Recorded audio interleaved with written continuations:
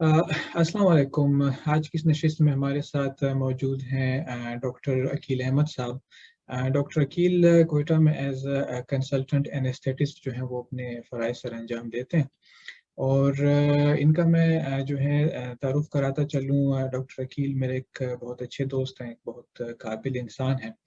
इन्होंने अपनी जो इब्तिदाई मेडिकल की तालीम है वो अल्लामा इकबाल मेडिकल कॉलेज से हासिल की, और उसके बाद अपनी जो हायर स्पेशलिटी की ट्रेनिंग है एनेस्थीसिया के शोबे में वो इन्होंने जिन्ना हॉस्पिटल लाहौर में जो है वो मुकम्मल की।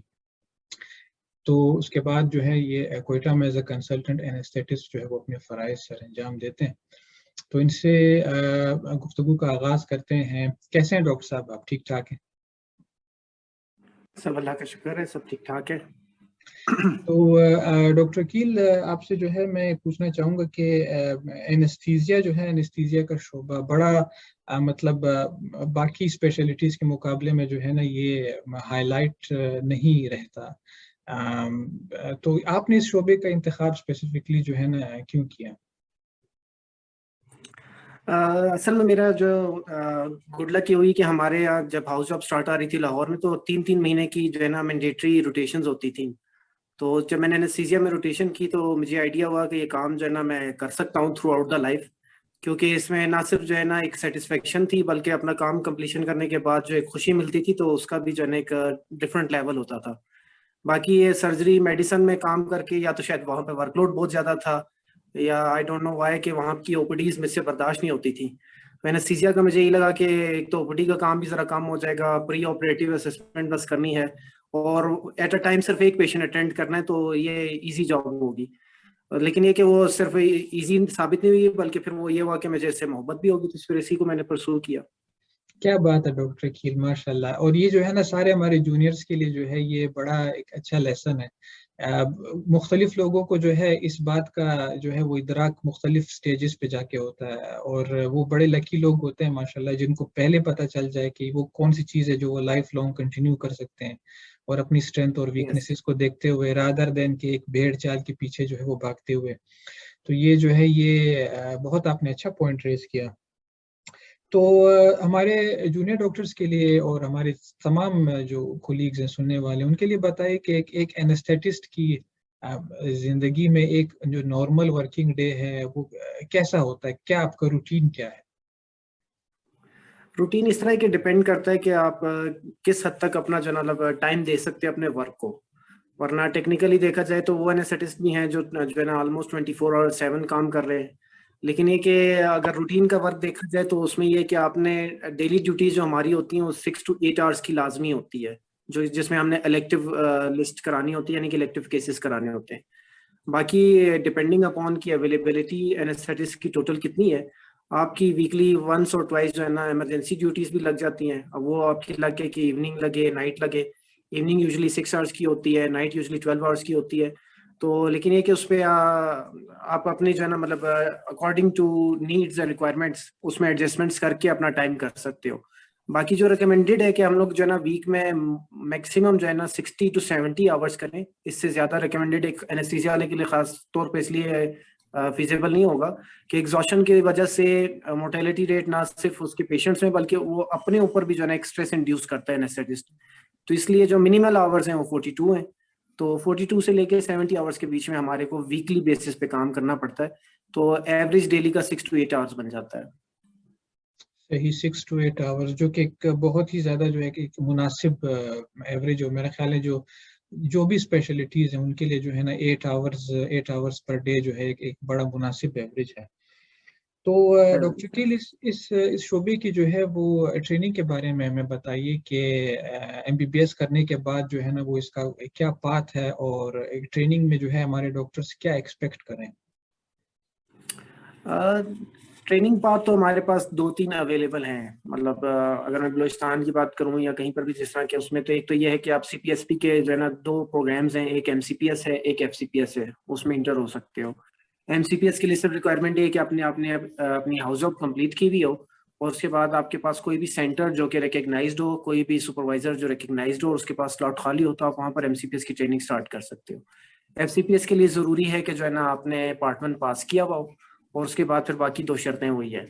दूसरा प्रोग्राम जो है ना यूनिवर्सिटी प्रोग्राम्स है, जिसमें जो है ना हमारा MS MD प्रोग्राम, जो MD MS प्रोग्राम चल रहे हैं, उसमें एनेस्थीसिया में MS होता है और प्लस DA होता है, डिप्लोमा इन एनेस्थीसिया। इन दोनों के लिए जो बलूचिस्तान यूनिवर्सिटी करवा रही है, उसके लिए आपको एग्जाम पास करना पड़ेगा, जो उनका पार्ट 1 कहलाता है। उसके बाद फिर आप उसमें अपनी ट्रेनिंग इनिशिएट कर सकते हैं। MS 5 साल का है, DA 2 साल का है, MCPS इसी तरह 2 साल का है और FCPS 4 साल का है। तो ये सिर्फ प्रोग्राम्स हैं। इसके बाद फिर FCPS वो वाहिद हमारा इस तरह का प्रोग्राम है जो कि इस टाइम जो है UK में GMC में डायरेक्ट मतलब वो अप्रूव्ड है। FCPS करने के बाद सिर्फ आपने इंग्लिश का एक एग्जाम पास किया, जिसे OET या IELTS कहते हैं, वो एग्जाम पास करके आपकी GMC में डायरेक्ट रजिस्ट्रेशन हो सकती है। और बाकी जो तीनों एग्जाम्स है उसमें ये कर सकते हैं कि अगर आपने बाहर की कोई डिग्री वगैरह लेनी हो तो उसमें EDAIC या EDIC जो है ना एग्जाम है, European diploma in anaesthesia and intensive care, तो आप वो जो है ना उसमें अपेयर होकर मतलब मजीद बाहर की तरफ परसू कर सकते हैं। तो अपॉर्चुनिटीज अबंडेंट है, ना सिर्फ हमारे अपने मुल्क में बल्कि ऑल ओवर द वर्ल्ड। इसकी शॉर्टेज होने की वजह से बहुत ज्यादा डिमांड है एनेस्थीसिया वालों की, और इसमें से कोई भी आप प्रोग्राम में इंटर होके अपना फ्यूचर जो है ना इम्प्रूव कर सकते हैं, अपने फ्यूचर को जो है ना गेन कर सकते हैं। ट्रेनिंग का इस तरह है कि डिपेंड करता है, देखिए हर डिपार्ट जिस तरह ऑल ओवर द वर्ल्ड है कि हर डिपार्टमेंट के जो आपके सीनियर कोलीग्स हैं, आपके हेड ऑफ द डिपार्टमेंट्स हैं, काफ़ी चीज़ें उन पे डिपेंड करती है। लकीली एनेस्थीसिया के जो मैंने जितने मेजॉरिटी ऑफ डिपार्टमेंट देखे हैं, सारे बड़े हेल्पिंग हैं, अपने जूनियर को गाइड करते हैं। तो जो उसमें शुरू में आपको हमारे को जो मतलब मुझे जो खास तौर पे जिस तरह के प्रॉब्लम फेस हुई थी कि OT के माहौल में जाकर आपको जो स्टरलाइजेशन है उसका ख्याल रखना, पेशेंट की जो डिग्निटी वगैरह का जो है ना आपने ख्याल जिस तरह रखना है, या जो है ना इंस्ट्रूमेंटेशन को जिस तरीके से जाके एक्सेस करना है, या एनेस्थीसिया मशीन जिस तरह की सबसे ज्यादा जो है ना एक जिन महसूस होती है कि पता नहीं इसमें क्या स्टार्ट करना है, किस तरीके से होगा, किस तरीके से नहीं होगा। तो वो जो एक डर होता है वो आहिस्ता आहिस्ता आपका खत्म उसी तरह होता है जब आपके साथ कोई अच्छा सीनियर या आपकी जो है ना टीचिंग जो फैकल्टी है वो उसमें आपकी वीकली बेसिस पे उसने कोई क्लास रखी हुई हो, या वीकली बेसिस पर आपको कोई कंसल्टेंट आपको पढ़ाता हो, तो इतना ज्यादा उसमें कोई मुश्किल एक्सेस नहीं होगा। और उसके बाद जो चीजें आ जाती हैं उसमें ड्रग्स वगैरह का आ जाता है कि ड्रग्स के जो हमारी, क्योंकि जो मोस्ट लिथल ड्रग्स हैं वो सारे की सारे हम एनेस्थेटिस्ट यूज कर रहे होते हैं, जैसे कि मसल रिलैक्सेंट्स हैं या आपकी जो है सेडेशन जिसमें है, जिसमें खासतौर पर रेस्पिरेटरी अरेस्ट वगैरह हो जाता है। तो ऐसी ड्रग्स जो हम डेली बेसिस पर यूज करते हैं, लेकिन यह कि वो हमारे जो जब कोई नया बंदा आता है तो उससे चीज़ों से बड़ा वो डर रहा होता है, लेकिन ऐसा ऐसा जब ट्रेनिंग स्टार्ट होती है, आप पढ़ना शुरू करते हो, सीनियर से गाइडेंस लेना शुरू करते हो, तो ये चीज़ें ऐसा ऐसा आसान होती चली जाती हैं। तो बड़ा जो है आपके इन्वायरमेंट पे और आप जो है जिन लोगों के साथ काम करते हैं उन पे बड़ा डिपेंड करता है। तो बड़ा मतलब कोई जो है अगर ट्रेनिंग इनिशिएट करना चाहे तो जिस जो है यूनिट में वो काम जो है अपना स्टार्ट करना चाहे तो इसका जो है इंतखाब एक बड़ा इम्पोर्टेंट स्टेप है एक अच्छे कैरियर की जाए, अगर मैं सही समझ सकूँ। बिल्कुल सही। तो नहीं, बिल्कुल बिल्कुल आप सही समझे। सही। तो डॉक्टर अकील, ये एक अच्छे एनेस्थेटिस्ट बनने के लिए जो है वो क्या स्किल्स जो है वो चाहिए, मतलब क्या प्रैक्टिकल स्किल्स और जो कुछ जेनरिक हमारी जो है वो डॉक्टर्स की स्किल्स होती हैं, क्या आपको लगता है कि ये हो तो आप एक बड़ा अच्छा एनेस्थेटिस्ट आप बन सकते असल में कुछ एनेस्थीसिया ना, मैं एक ये बात कहूँगा कि पर्सनल ट्रेड्स जो होते हैं ना उसमें बड़े ज्यादा इन्वॉल्व होते हैं। एक वो बंदा जो विजिलेंट हो, जो ऑब्जर्वेंट हो, चाहे उसके पास कोई भी इस टाइम तक उसने कोई भी स्किल ना सीखा हो, तो वो with in 6 months to 1 year तक जो एनेस्थीसिया की बेसिक्स है उसमें वो प्रोसीजर सीख लेता है या वो काम सीख लेता है कि जिसमें वो पेशेंट की लाइफ बचा सकता है या एक पेशेंट के जो है ना दर्द को खत्म कर सकता है। तो विजिलेंसी और प्लस ऑब्जर्वेंट, ये दो चीजें मेरे ख्याल में एक ऐसी चीज है कि एनेस्थीसिया वाले में होना लाजमी है, क्योंकि उसे पता चलता रहना चाहिए कि उसके पेशेंट के साथ क्या हो रहा है और क्या होने वाला है। और ये चीजें उसी वक्त उसे पता चलेंगी जब वो जो है ना ऑब्जर्व भी कर रहा हो और जो है ना तेजी से उसको जो है ना आप समझ लें कि अकॉर्डिंग टू सिचुएशन एक्ट भी कर रहा हो। तो इसके लिए कोई ये आप नहीं कह सकते कि कोई स्पेशल पहले से आपने कोई अलग से ट्रेनिंग ली हो या स्पेशल स्किल्स आते हो तभी आप एनेस्थीसिया में आ सकते हो। एक दफा एनेस्थीसिया में आप जब ट्रेनिंग स्टार्ट करेंगे या काम स्टार्ट करेंगे तो with the passage of time आपको जो है ना वो लर्निंग के थ्रू जो है ना आप सारे अपने स्किल्स निखार सकते हैं और नई नई जो है ना नॉलेज गेन कर सकते हैं। हैं? और इसकी ट्रेनिंग में आपको जो है वो कौन कौन से प्रोसीजर्स जो है वो सीखने पड़ते हैं as a part of your training? अब जो सबसे पहला और सबसे बेसिक प्रोसीजर मैं कहूँगा, वो आपको लगेगा कि जो है ना मैं मजाक कर रहा हूँ, लेकिन आई होप कि आपने सुना हो कि एनेस्थीसिया वाले जो आईवी लाइन जो है ना कहीं पे भी जब फंसती है तो न्यू नेट्स और पीड्स को छोड़ के, कि वो जो है ना एनेस्थीसिया वाले ही हैं जो सबसे ज्यादा जो है ना आईवी लाइन सिक्योर करते हैं। तो जो बेसिक हमारा स्टार्ट होता है वो आईवी लाइन पास करने के प्रोसीजर से होता है।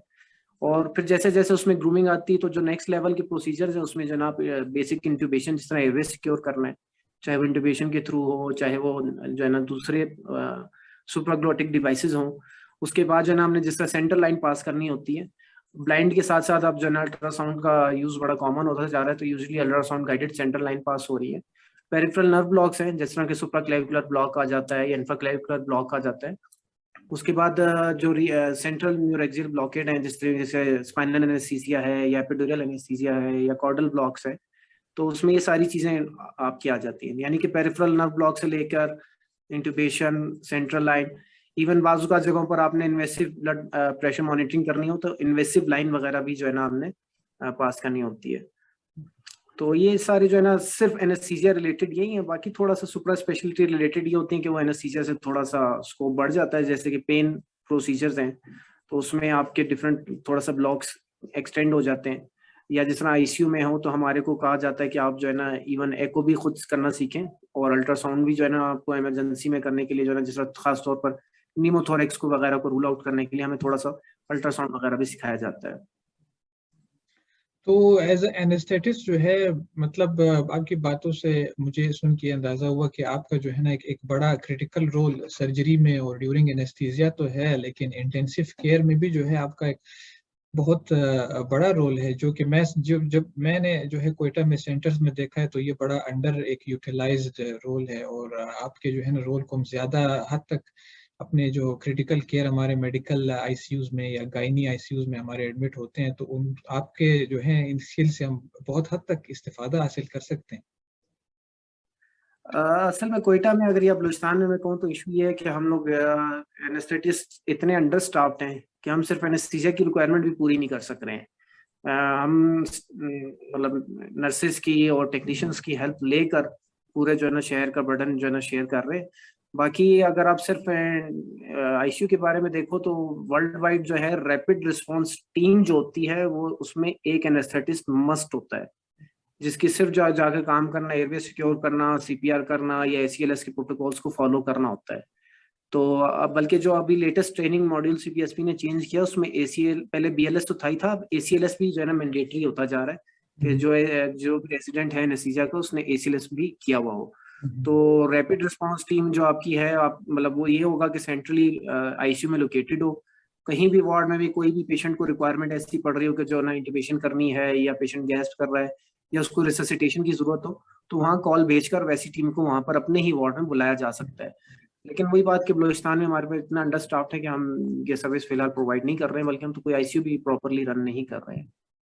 बिल्कुल आप दुरुस्त फरमा रहे हैं। और बिल्कुल यूके में जब हॉस्पिटल्स में देखते हैं तो वो भी एग्जैक्टली यही मॉडल है कि हमारी जो क्रैश टीम होती है उसका एक मेंबर जो है वो एनेस्थेटिस्ट होता है, जिसका काम खाली एयरवे जो है एयरवे सिक्योर करना होता है अगर आप सीपीआर वगैरह स्टार्ट करें। तो बड़ा जो है मतलब इसका बहुत पोटेंशियल है। और एक एक ये एरिया है, अगर इसमें जो है अभी से हमारे अरबाब इख्तियार थोड़ा इन्वेस्ट करें तो अगले 5 साल में 10 साल में जो है इसके बड़े अच्छे नताइज जो है हमें मिल सकते हैं। तो डॉक्टर अकील, ये जो एनेस्थीसिया में जो सुपर स्पेशलिटीज हैं, हर हर हर स्पेशलिटी में सुपर स्पेशलिटीज आ रही हैं, तो इसका जो है इसके बारे में हमें थोड़ा बताइए। पाकिस्तान में रहते हुए तो हमारे पास तीन फर्दर और आप कह लो सुपर स्पेशलिटीज हैं। एक तो कार्डिक एनेस्थीसिया है, सेकंड जो है ना क्रिटिकल केयर यूनिट है, क्रिटिकल केयर है, तीसरा जो है ना हमारे पास जो अभी लेटेस्ट स्टार्ट हुआ है मतलब लास्ट 2 इयर्स में वो है पेन मेडिसिन। पहले इसमें एमएससी वगैरह तो हो रही थी लेकिन अब इसमें एफसीपीएस भी स्टार्ट हो गया है। बाकी अगर आप वर्ल्ड वाइड देखो तो मतलब उन्होंने तो हर चीज को सेपरेट कर दिया है, जैसे कि न्यूरो सर्जरी की टीम्स उनकी लेता है, यानी कि न्यूरो एनेस्थीसिया के नाम से उनकी स्पेशलिटी है, ऑब्स्टेटिक एनेस्थीसिया के नाम से है, पीडियाट्रिक एनेस्थीसिया के नाम से। तो लेकिन अगर हमारी कंट्री में किसी ने सुपर स्पेशलिटी करनी है तो वो तो फिलहाल हम 3 ही बाउंड है, लेकिन ऑल ओवर द वर्ल्ड तकरीबन 6 से 7 एनेस्थीसिया की फर्दर जो है ना उन्होंने सुपर स्पेशलाइजेशन क्रिएट कर दी हुई है। और जिस तरह कि मैं बता रहा था कि पेन मेडिसिन में तो सिर्फ प्रोसीजर इतने सारे हैं कि ट्राइजेमिनल न्यूरल्जिया से लेकर आप शियाटिक नर्व तक की जो है ना सारी की सारी जो ट्रीटमेंट्स हैं पेन की, वो जो है ना पेन मेडिसिन के प्रोसीजर्स आप उसमें कर सकते हो, ट्रीटमेंट दे सकते हो। बाकी आईसीयू का हमने जिक्र कर दिया। कार्डियक एनेस्थीसिया थोड़ा सा डिफरेंट होता है नॉर्मल एनेस्थीसिया से, कि उसमें बाईपास और परफ्यूजनिस्ट को आपने लेके चलना होता है, और beating heart, on pump of pump surgeries वगैरह के आपने उसके अकॉर्डिंगली उस पेशेंट को मैनेज करना होता है। तो उसमें थोड़ा सा आपका एनेस्थीसिया डिफरेंट हो जाता है, तो इसलिए उसमें स्पेशलिटी सेपरेट है। बाकी न्यूरो में भी जो है ना थोड़ा सा चेंजेस आ रही हैं, और ऑब्स्टेट्रिक का बस वही है कि उसमें पेन मेडिसिन से रिलेटेड है कि अब जिसमें एक चीज नई टर्म इंट्रोड्यूस हुई थी कुछ अर्सा पहले, कि वॉकिंग एपिड्यूरल एनेस्थीसिया। तो उसमें होता है कि लेबर जो आपकी पेन्स वगैरह होती हैं आप उसको थोड़ा सा कंट्रोल करते हो कि जो है ना पेनलेस डिलीवरी हो सके।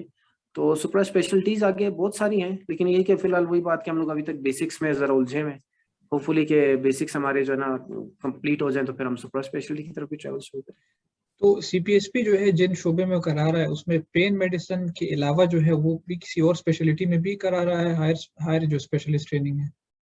क्रिटिकल केयर में भी करा रहा है और कार्डियक एनेस्थीसिया में भी एफसीपीएस हो रहा है। और अच्छा, इन तीनों चीजों में आपने एफसीपीएस एनेस्थीसिया किया होगा तो आप इसके बाद आप इस तीन में कर सकते हैं। सही सही। तो काफी जो है नहीं अभी, अब जैसे आपने बताया काफी पोटेंशियल जो है इसमें मौजूद है। तो जो हमारा सीपीएसपी पे थोड़ा सा फोकस करते हैं, क्योंकि ये एक जो बहुत सारे रेजिडेंट्स के लिए जो है ना एक एक फर्स्ट लाइन चॉइस जो है वो बनती जा रही है सीपीएसपी के जो ट्रेनिंग पाथवेज हैं। तो इसका करिकुलम जो है, जो जो सीपीएसपी का एनेस्थीसियोलॉजी का जो करिकुलम है, वो आप समझते हैं कि वो अप टू डेट है? एनेस्थीसिया की जो है ना फैकल्टी बड़ी स्ट्रांग है, और उसमें ये है कि हमारे काफ़ी सारे सीनियर्स हैं जिनके मुझे पता चलता रहता है कि वो मीटिंग्स कर रहे हैं सीपीएसपी में, तो उस वजह से उनका करिकुलम काफ़ी हद तक अप टू डेट है। काफ़ी हद तक से मुराद है कि हाँ, अगर ऑफ कोर्स आप यूके से कम्पीट करना चाहो तो शायद हम थोड़ा सा पीछे हों, लेकिन हमारा जो सब कॉन्टिनेंट का रीजन है या जो हमारे पाकिस्तान की जो रिक्वायरमेंट है उस हिसाब से अगर हम देखें तो हम लोग ऑलमोस्ट अपनी सारी जो बेसिक रिक्वायरमेंट्स हैं प्लस जो उनको जो जहाँ जहाँ फैसिलिटीज अवेलेबल है उसके हिसाब से देखा जाए तो हमारा करिकुलम अप टू डेट है, और यहाँ के ट्रेन लोग कहीं पर भी वर्ल्ड वाइड जाकर बेसिक जो एनेस्थीसिया का आप कह लें कि टास्क है वो पूरा कर सकते हैं, काम कर सकते हैं। तो उसमें कोई डेफिशिएंसी या वो ये नहीं महसूस होगा कि हमने यार कहीं गलत जगह पे काम किया है। लेकिन ये कि अगर सिर्फ सीपीएसपी का आप करिकुलम देखें तो मेरा ख्याल से वन ऑफ द बेस्ट जो इंस्टीट्यूट्स हैं वो उसी हिसाब से उन्होंने बनाया हुआ है। चले, मुझे खुद सुन के बड़ी खुशी हुई कि जो है ना ये जो आप कह रहे हैं।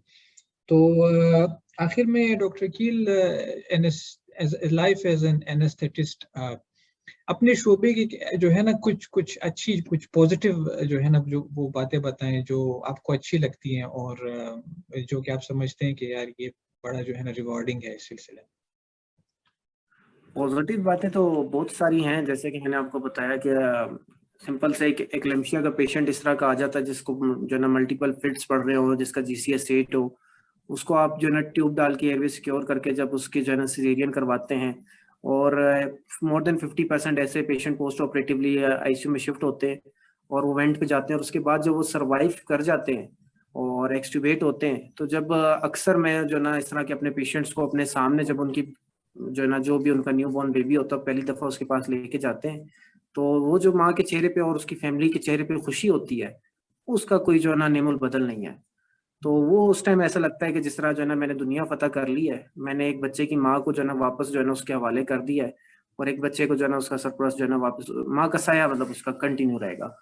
और ऑफ कोर्स जब डिफिकल्ट टाइम्स भी इसी तरह आते हैं तो कभी कभार हम लोग जो है ना बड़ा डिसहार्ट होते हैं कि ऐसा नहीं होना चाहिए था, लेकिन डेट्स द पार्ट ऑफ मतलब एक एनेस्थेटिस्ट का पार्ट यही है कि वो जो है मैक्सिमम वो करे। उसके बाद जब भी सीपीआर करने के बाद पेशेंट रिवाइव होता है और अपनी टांगों पे चलकर हॉस्पिटल से जाता है तो वो भी एक डिफरेंट खुशी होती है कि yes we are doing our part. एक ऐसी चीज बताइए डॉक्टर अकील जो आप समझते हैं कि ये जो है आपका जो शोबा है उसमें ये चीज थोड़ी सी नेगेटिव है, और अगर ये तब्दील हो जाए तो और भी ज्यादा जो है वो मजा आ जाएगा। नेगेटिव यही कहूंगा, ये एक बिहाइंड द कर्टन काम है। जनरल पब्लिक को नहीं पता कि एनेस्थीसिया वाला भी कोई है, वो भी अपना कोई काम कर रहा है। मतलब इसी क्रिटिकल पेशेंट का एग्जांपल दे दूं कि कोई ऐसा पेशेंट था जिसको जाके मैंने वार्ड में अटेंड किया हो, उसको रिवाइव किया हो, उसकी जिंदगी बचाई हो, तो जाते ही वो सर्जिकल यूनिट वालों को थैंक यू कह के जाएगा, उन्हीं को जो है ना यहाँ बांट के जाएगा। उसको शायद पता भी ना हो कि कोई एनेस्थीसिया वाला आया था जिसने ट्यूब डाली या सीपीआर किया या सेंट्रल लाइन पास की और जो भी था प्रोसीजर किया।